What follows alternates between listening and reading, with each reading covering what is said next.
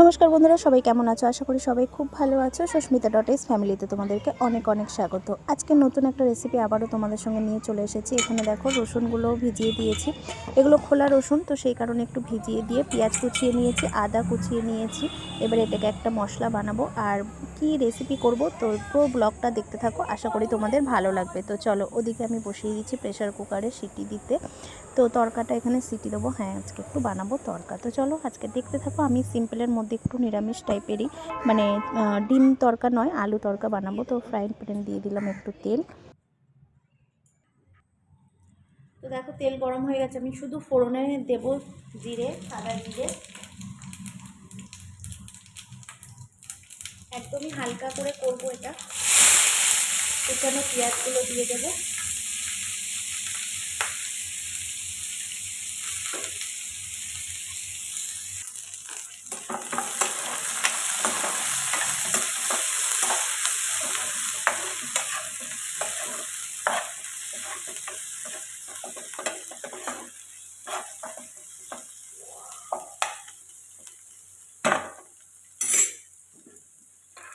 তো এখানে দেখো আমি টমেটোগুলোও দিয়ে দেবো।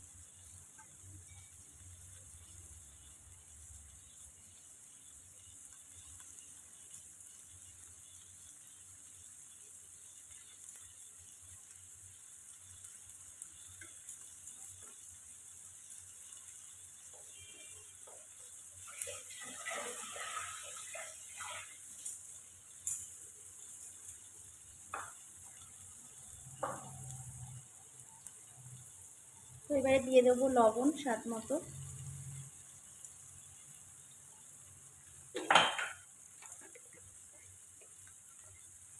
দিয়ে দেবো হলুদ,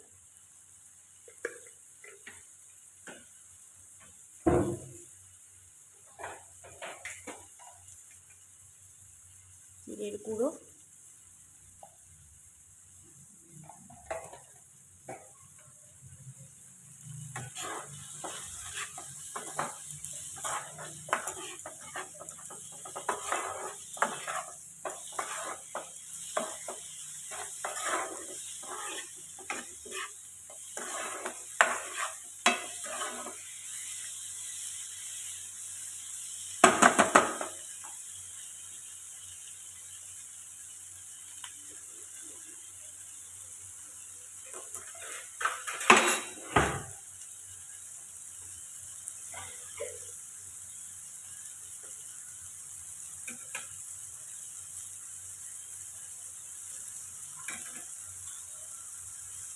এবারে দিয়ে দেবো যেটা পেস্ট করেছিলাম সেইটা, মশলাটা আদা রসুন। পুরোটা দিলাম না, যতটা লাগবে ততটাই দিলাম।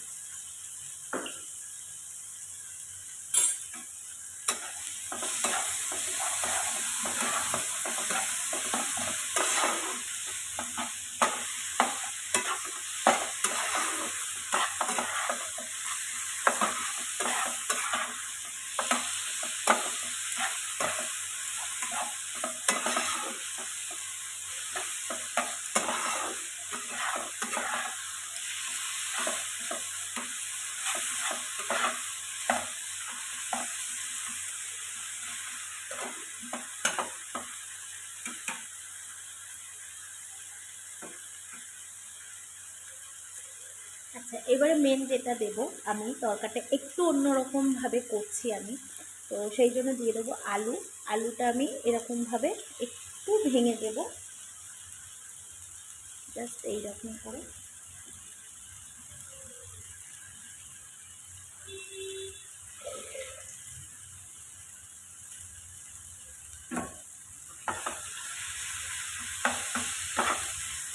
তারপর দিয়ে সিদ্ধ আলু এরকমভাবে দিয়ে খুন্তির সাহায্যে ভালোভাবে এটাকে মিক্স করে নিতে পারো।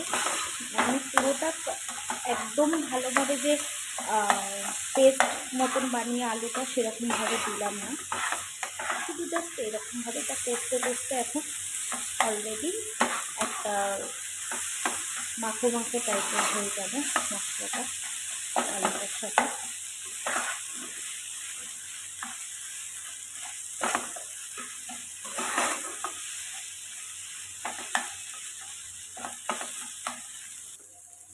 সামান্য অল্প একটু মশলার জল দেবো যাতে মশলাটা ধরে না যায়।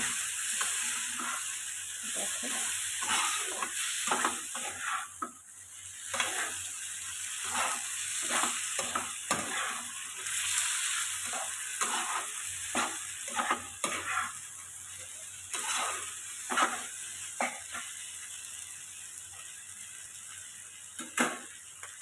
এবারে দিয়ে দেবো হচ্ছে তরকার ডালটা।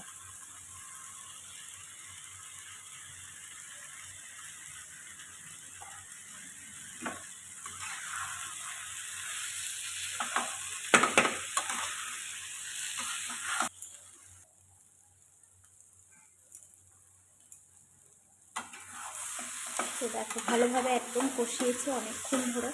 অতক্ষণ তো ক্যামেরা অন করে রাখা যাবে না, কেননা প্রচুর বড় হয়ে যাবে ব্লগটা। তো দেখো ভালোভাবে এটা মিক্স হয়ে গেছে একদম আলুর সাথে। আলুটা দেখো একদম কিন্তু ঘাটেনি, এই দেখতে পাচ্ছ।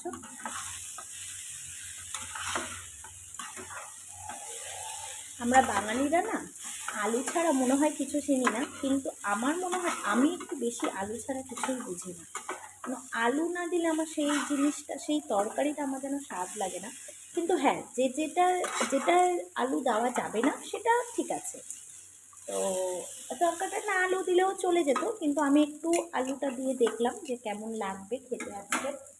তো যাই হোক,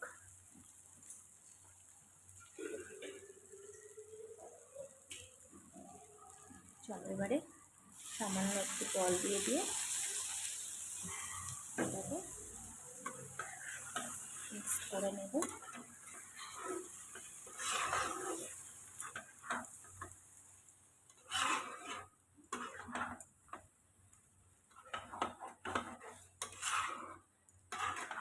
একভাবে রুটি, আলুর তরকারি রুটি, সেই খেয়ে খেয়ে মুখে শ্যাতলা পড়ে গেল। তো ভাবলাম যে না, আজকে এটা বানাবোই। একটু সিদ্ধ হওয়ার জন্য প্রেশারে দিয়েছিলাম সিটি, তাও আমি মানে মনে হচ্ছে আর একটু সিদ্ধ হলে ভালো হবে, কেননা সিটিটা তাড়াতাড়ি খুলে নিয়েছিলাম আর কি।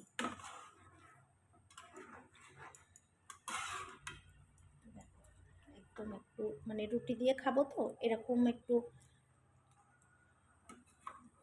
জুসি জুসি থাকতে ভালো লাগবে আর কি। চল,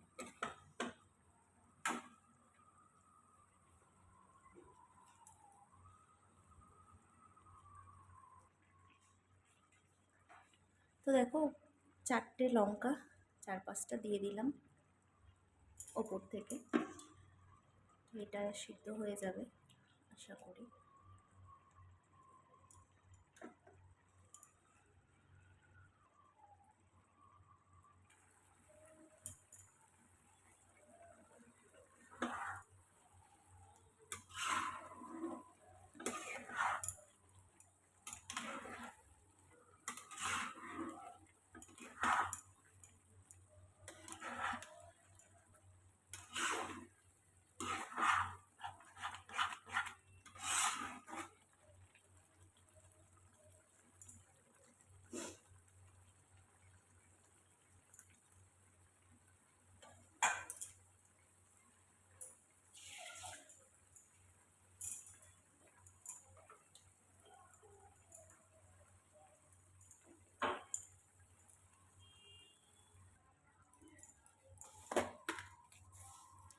চলো এবারে দিয়ে দেবো স্বাদ মতন একটু মিষ্টি, যেহেতু মানে তরকা তো একটু মিষ্টি হলে ভালো হয় আর কি।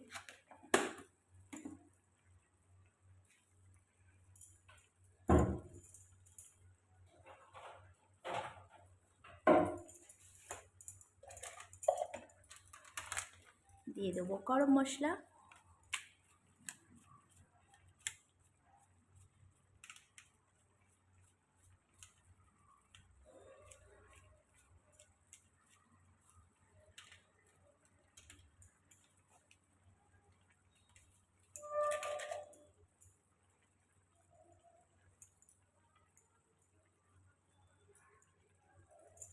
এইবারে দিয়ে দেবো মেন ওপর থেকে ধনে পাতা।